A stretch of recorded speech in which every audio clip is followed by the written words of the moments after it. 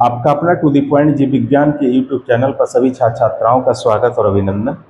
आज का विषय है सेलुलर रेस्पिरेशन। रेस्पिरेशन वह प्रोसेस है जिसके द्वारा सेल एनर्जी का प्रोडक्शन करता है, और सेल एनर्जी के प्रोडक्शन के लिए जो सोर्स है वह ग्लूकोज मॉलिक्यूल, जो एक तरह का फूड मटेरियल है, उसका इस्तेमाल करता है। और यह जो सेल के अंदर रेस्पिरेशन का प्रोसेस है यह दो तरीके से संपन्न होता है।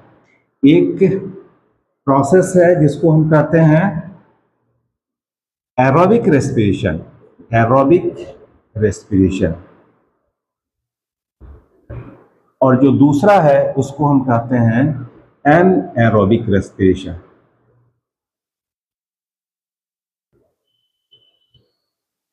एरोबिक रेस्पिरेशन जब oxidation of food material takes place in the presence of oxygen, food material के ऑक्सीडेशन के लिए, एनर्जी के प्रोडक्शन के लिए ऑक्सीजन का होना जरूरी है।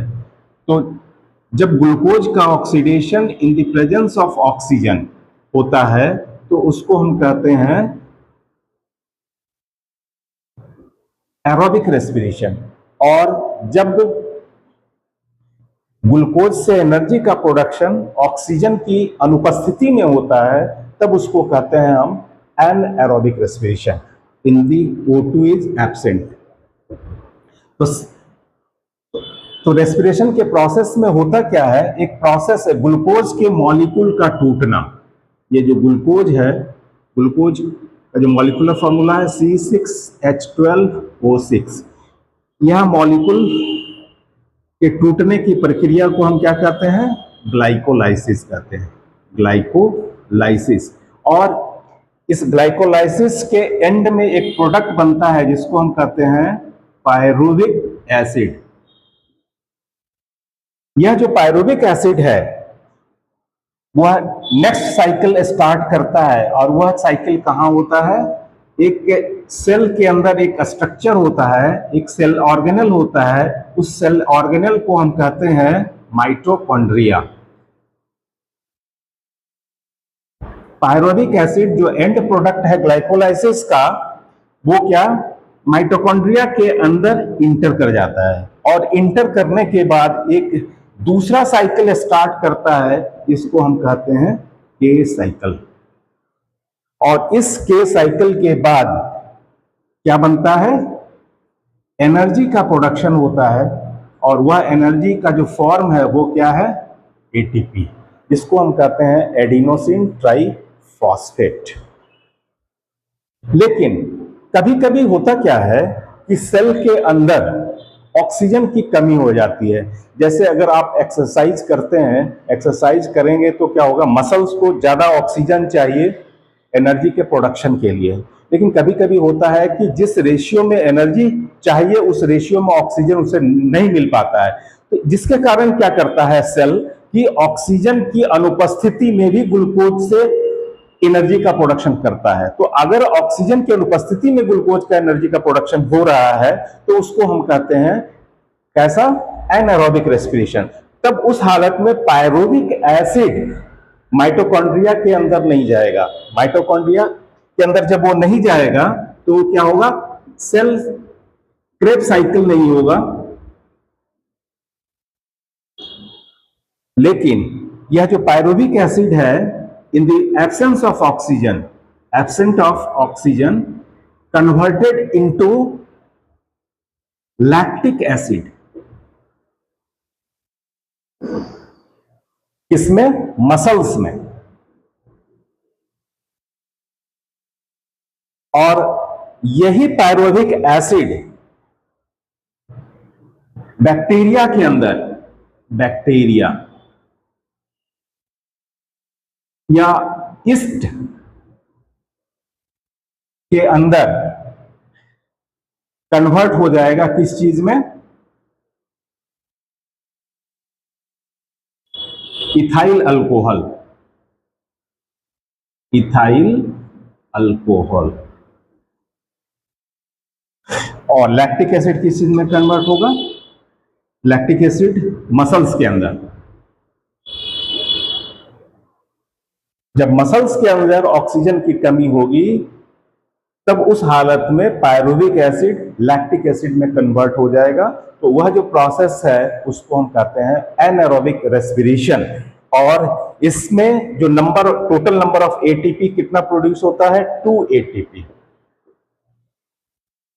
अगर बैक्टीरिया और यीस्ट है, इसमें अगर एनारोबिक रेस्पिरेशन होगा, in the absence of oxygen होगा, इस प्रोसेस को हम कहते हैं फर्मेंटेशन। इसको हम कहते हैं फर्मेंटेशन। और पायरुविक एसिड उस हालत में कन्वर्ट हो जाएगा इथाइल अल्कोहल में। तो बैक्टीरिया और यीस्ट के अंदर पायरुविक एसिड ऑक्सीजन की अनुपस्थिति में इथाइल अल्कोहल में कन्वर्ट होता है। उस प्रोसेस को हम फर्मेंटेशन कहते हैं। लेकिन ह्यूमन बीइंग के केस में अगर हेवी एक्सरसाइज किया जाए और उस हालत में जो मसल्स है उसका ऑक्सीजन का जो डिमांड है वो ज्यादा होता है, लेकिन उस डिमांड के हिसाब से ऑक्सीजन की पूर्ति नहीं हो पाती है, तो सेल के पास एक दूसरा ऑप्शन भी है, वो क्या है, एनारोबिक रेस्पिरेशन करने का। और जब वह सेल के अंदर एनारोबिक रेस्पिरेशन होता है मसल सेल्स के अंदर, तो जो उसका एंड प्रोडक्ट है वो क्या बनता है, लैक्टिक एसिड। पायरुविक एसिड को लैक्टिक एसिड में कन्वर्ट कर दिया जाता है। और यही लैक्टिक एसिड जब मसल्स के अंदर डिपॉजिट हो जाता है तो दर्द का अनुभव होता है। तो इसकी रिकवरी के लिए थोड़ा बहुत समय लगता है, फिर बाद में ये रिकवर हो जाता है, तो फिर दर्द जो है, दर्द का अनुभव जो होता है वो कम जाता है या खत्म हो जाता है। तो एक पहला स्टेप, इसके अंदर भी जो एटीपी का प्रोडक्शन होगा वो 2 ही एटीपी होगा। लेकिन जब एरोबिक रेस्पिरेशन होगा, पायरुविक एसिड माइटोकॉन्ड्रिया के अंदर जाएगा और क्रेब्स साइकिल को स्टार्ट करेगा और तब जाकर के उसमें एटीपी का प्रोडक्शन होगा। और यहां पर जो एटीपी बनेगा वो टोटल नंबर ऑफ एटीपी कितना होगा, 38 एटीपी।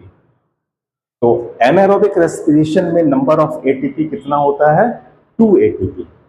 लेकिन एरोबिक रेस्पिरेशन में नंबर ऑफ एटीपी कितना होता है, 38 एटीपी। कुछ सेल ऐसे भी हैं सेल के अंदर, हमारे शरीर के अंदर, जो परमानेंटली एनारोबिक रेस्पिरेशन ही होता है उसमें, जैसे human RBC. Human RBC human RBC, इस आरबीसी के अंदर माइटोकॉन्ड्रिया एब्सेंट होता है। माइटोकॉन्ड्रिया एब्सेंट होता है। जब माइटोकॉन्ड्रिया एब्सेंट होगा तो उस हालत में ये जो साइकिल है ये नहीं हो पाएगा। तो हर हाल में इसके अंदर जो रेस्पिरेशन का जो प्रोसेस है वो क्या होगा, एनएरोबिक। एनएरोबिक रेस्पिरेशन होगा। और जब एनारोबिक रेस्पिरेशन होगा तो पायरुविक एसिड किस चीज में कन्वर्ट हो जाएगा, यहां पर लैक्टिक एसिड में। सॉरी। देखिए, नेचर बहुत क्लेवर है, बहुत चालाक है। आपको पता है कि ये जो आरबीसी है इसके अंदर रेस्पिरेटरी पिगमेंट हेमोग्लोबिन पाया जाता है, और यही जो है ऑक्सीजन को ट्रांसपोर्टेशन के लिए रेस्पॉन्सिबल है। कहां से कहां, टिश्यू लंग सरफेस से लेकर के टिश्यू सरफेस पर लेकर के आता है। और अगर इसके अंदर एरोबिक रेस्पिरेशन होगा तो उस हालत में क्या होगा, जो भी ऑक्सीजन उसके अंदर जाएगा उसको कंज्यूम कर लेगा और सेल को सफिशिएंट मात्रा में जो है ऑक्सीजन का सप्लाई नहीं कर पाएगा। इसलिए इसके अंदर से माइटोकॉन्ड्रिया ही गायब कर दिया जाता है। ना माइटोकॉन्ड्रिया रहेगा और ना इसके अंदर जो है सेलुलर रेस्पिरेशन एरोबिक रेस्पिरेशन होगा और ना ऑक्सीजन को यह कंज्यूम कर पाएगा। तो ह्यूमन आरबीसी के अंदर माइटोकॉन्ड्रिया एब्सेंट होता है और इसमें जो है कैसा होता है, एनारोबिक रेस्पिरेशन होता है। लेकिन एक दोनों के बीच में एक बहुत ही इंपॉर्टेंट चीज ये है कि चाहे वो एरोबिक रेस्पिरेशन हो या एनारोबिक रेस्पिरेशन हो, ग्लूकोज से पायरुविक एसिड दोनों में ही बनेगा। और इसका मतलब ये होगा glucose is the common pathway of aerobic and anaerobic respiration. और यह जो पाथवे है ये क्या होता है, it takes place in the cytoplasm of the cell. ये होता है साइटोप्लाज्म में, सेल के साइटोप्लाज्म में होता है। और नेक्स्ट जो के साइकिल है वो कहां होता है, माइटोकॉन्ड्रिया के अंदर होता है। तो यह है आपका cellular respiration, aerobic respiration and anaerobic respiration. Anaerobic respiration human muscle cells में हो सकता है, ह्यूमन आरबीसी में हो सकता है, बैक्टीरिया के अंदर हो सकता है या ईस्ट के अंदर हो सकता है। और aerobic respiration most of the cell के अंदर होता है, जिसके अंदर माइटोकॉन्ड्रिया पाया जाता है। और इसके बाद टोटल नंबर ऑफ एटीपी कितना बनता है? 38 एटीपी का निर्माण होता है। तो ये था आपका सेलुलर रेस्पिरेशन। अब हम लोग देखते हैं कि कुछ एनिमल के अंदर जो रेस्पिरेशन का प्रोसेस है, ऑक्सीजन को ट्रैप करने के लिए जो ऑर्गन है वह अलग अलग ऑर्गेनिज्म में अलग अलग तरीके का होता है। जैसे एनिमल की ही बात करें तो यूनिसेलुलर अगर एनिमल है तो उसमें जो रेस्पिरेशन का प्रोसेस होता है वह सिंपल डिफ्यूजन के द्वारा होता है। उसी से थोड़ा सा मल्टीसेलुलर ऑर्गेनिज्म में कॉम्प्लेक्स सिटी की तरफ बढ़े तो अगर अर्थवॉर्म है तो अर्थवॉर्म में जो रेस्पिरेशन का प्रोसेस है वह जनरल बॉडी सरफेस से होता है, वहां पर भी जो प्रोसेस है डिफ्यूजन ही है। उसके बाद और ऊपर की तरफ अगर बढ़े, अगर वह एनिमल एक्वेटिक है और पानी में रहता है तो उसके अंदर जो रेस्पिरेशन का प्रोसेस है वह एक स्पेशल स्ट्रक्चर के द्वारा डेवलप होता है जो कि ऑक्सीजन को ट्रैप करता है। पानी में जो ऑक्सीजन होता है वो डिसॉल्व फॉर्म में होता है, तो उस ऑक्सीजन को ट्रैप करने के लिए उस एनिमल के अंदर एक स्पेशल स्ट्रक्चर होता है जिसको हम कहते हैं गिल। जैसे मछलियों में होता है गिल पाया जाता है, गिल के द्वारा वहां पर रेस्पिरेशन होता है, ऑक्सीजन को इनहेल अपने शरीर के अंदर इंटेक्ट करता है गिल से। लेकिन वहीं पर अगर इंसेक्ट की बात करें तो इंसेक्ट में जो रेस्पिरेटरी ऑर्गन है वह है आपका ट्रैकिया। तो जितने हर चाहे वो यूनिसेलुलर एनिमल हो या मल्टीसेलुलर एनिमल हो, उनके अंदर जो रेस्पिरेटरी ऑर्गन्स हैं वो इन्वायरमेंट के हिसाब से उनके शरीर के अंदर बना हुआ है। तो हम लोग देखते हैं कि वह कौन कौन सा रेस्पिरेटरी ऑर्गन है। अगर यूनिसेलुलर एनिमल है, यूनिसेलुलर, तो यूनिसेलुलर एनिमल के अंदर जो रेस्पिरेटरी ऑर्गन है वो क्या है? प्लाज्मा मेम्ब्रेन, बॉडी सरफेस उसका।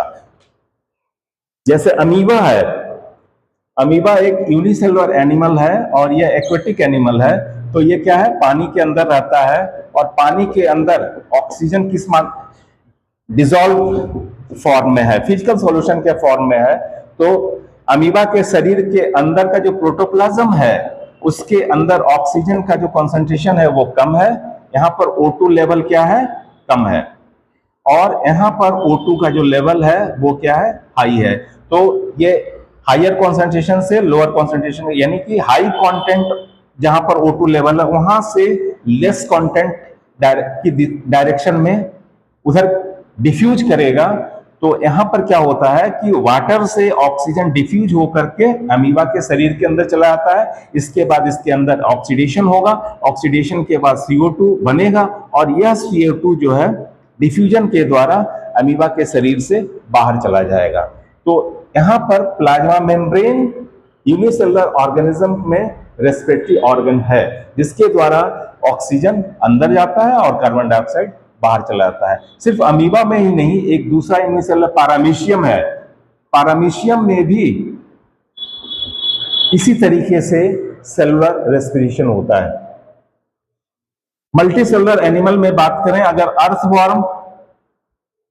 अर्थवॉर्म, तो इसमें जो रेस्पिरेशन का प्रोसेस है वह किसके द्वारा होता है? जनरल बॉडी सरफेस, और वह जो प्रोसेस है डिफ्यूजन, यहां भी डिफ्यूजन का ही प्रोसेस है। इसके बाद अगर इंसेक्ट की बात करें तो इंसेक्ट में रेस्पिरेटरी ऑर्गन के लिए क्या नाम है उसका? Tracheal system. ये इंसेक्ट का रेस्पिरेटरी ऑर्गन है। और अगर फिश की बात करें, फिश मछलियों में तो उसका जो रेस्पिरेटरी ऑर्गन है उसको हम क्या कहते हैं, गिल कहते हैं। गलफड़, गिल पाया जाता है गलफड़े के अंदर। यह स्पेशल ऑर्गन है जो एक्वेटिक इन्वायरमेंट पर पाए जाने वाले ऑर्गेनिज्म में देखने को मिलता है।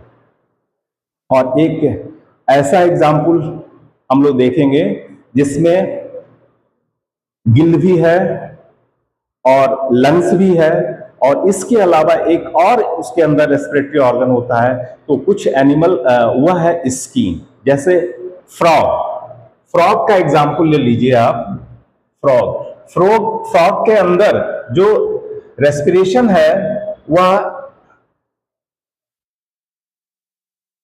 किस किस ऑर्गन के द्वारा होता है। अगर फ्रॉग किस चीज से डेवलप करता है, टेडपोल लार्वा से, तो एक्वेटिक इन्वायरमेंट से हो रहा है, एक्वेटिक इन्वायरमेंट में रहता है टेडपोल लार्वा, तो उसके अंदर रेस्पिरेशन के लिए क्या होता है, गिल होता है।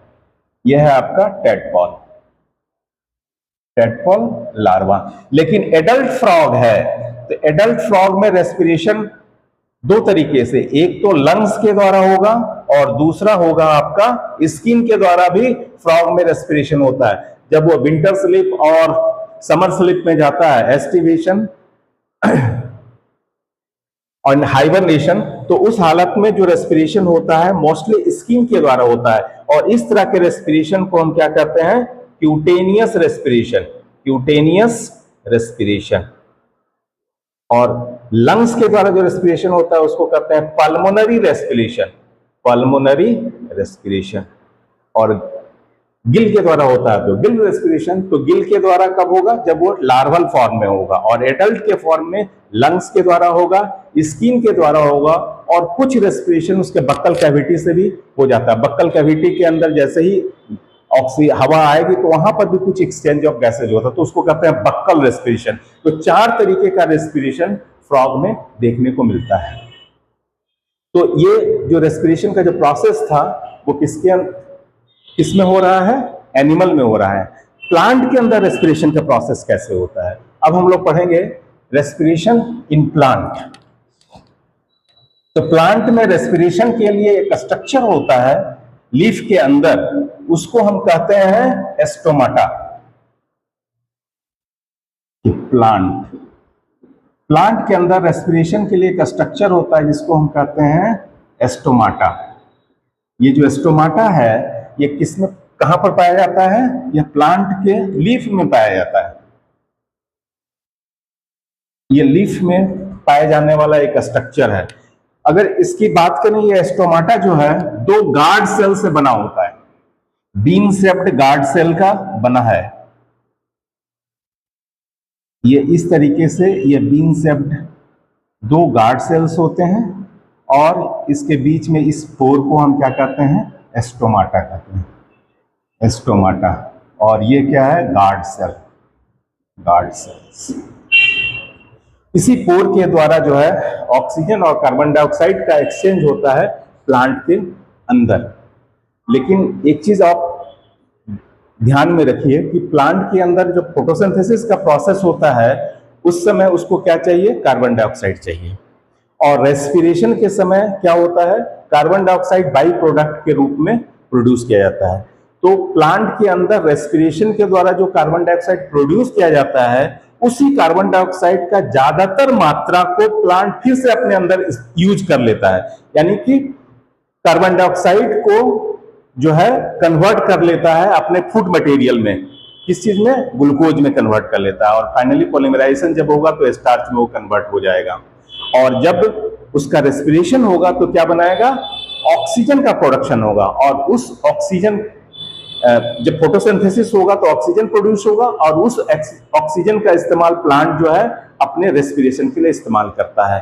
तो दिन के समय जनरली जो है जो भी कार्बन डाइऑक्साइड बनता है रेस्पिरेशन में, उसको फोटोसिंथेसिस में इस्तेमाल कर लेता है, और फोटोसिंथेसिस में जो ऑक्सीजन बनता है उसको रेस्पिरेशन में इस्तेमाल कर लेता है। लेकिन रात के समय क्या होता है कि फोटोसिंथेसिस का प्रोसेस नहीं होता है, तो उस हालत में क्या होता है, उस कार्बन डाइऑक्साइड की जो मात्रा है सेल के अंदर या प्लांट बॉडी के अंदर ना बढ़े, उसके लिए वो क्या करता है, एस्टोमाटा से उस CO2 को रिलीज करता है। इसलिए कहा जाता है कि रात के समय आप पेड़ के नीचे ना बैठे और ना सोए। तो ज्यादातर CO2 का जो एक्सपल्सन होता है सेल प्लांट बॉडी शरीर से बाहर निकालता है, वो रात के समय निकालता है, एस्टोमाटा के द्वारा ही निकालता है। तो एस्टोमाटा एक बहुत ही इंपॉर्टेंट स्ट्रक्चर है प्लांट के अंदर एक्सचेंज ऑफ गैस के लिए। एक दूसरा स्ट्रक्चर है जो प्लांट के स्टेम में जो बार्क पाया जाता है उसमें एक स्ट्रक्चर होता है, एक पोर होता है, जिसको हम कहते हैं लेंटिसेल। उसको हम कहते हैं लेंटिसेल। इस लेंटिसेल के द्वारा भी